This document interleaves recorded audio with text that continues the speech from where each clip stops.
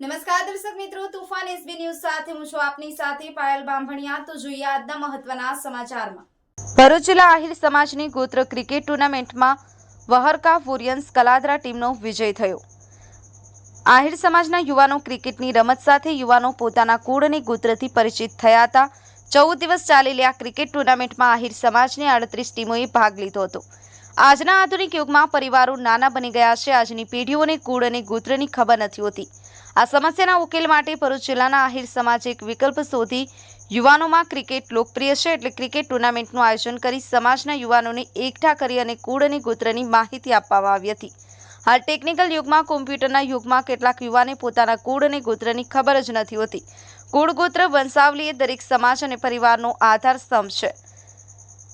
આ ટુર્નામેન્ટમાં 14 દિવસ ચાલેલ ટુર્નામેન્ટમાં આહિર સમાજની 38 ટીમોએ ભાગ લીધો હતો। ત્યારે આ ટુર્નામેન્ટની સેમીફાઇનલ અને ફાઇનલ 23 માર્ચે રવિવારના રોજ યોજાઈ હતી, જેમાં ફાઇનલમાં વહરકા વોરિયર્સ કલાદરા અને ચાંડુકા 11 ભરૂચ આ બે ટીમનો આમને સામને મુકાબલો થયો હતો।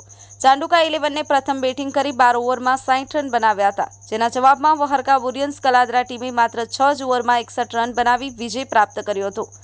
આહિર સમાજના પ્રમુખ દિનેશભાઈ આહિર તથા માજી પ્રમુખ ડાયાભાઈ આહિર અને આહિર સમાજ સપોર્ટ વિંગના પ્રમુખ ભરતભાઈ આહિર તથા ગોત્ર પ્રીમિયમ લીગ ક્રિકેટ ટુર્નામેન્ટનું આયોજન કરનાર એકસાલ ગામના ધવલભાઈ આહિર અને નટુભાઈ આહિર, હાર્દિકભાઈ આહિરના પરિવાર દ્વારા વિજેતા ટીમને ટ્રોફી એનાયત કરવામાં આવી હતી। તેમજ APL 18 ડિસેમ્બરમાં અંકલેશ્વર ખાતે ઉપેનભાઈ બાલુભાઈ આહિરની આગેવાનીમાં રમાશે તેની જાહેરાત કરવામાં આવી હતી।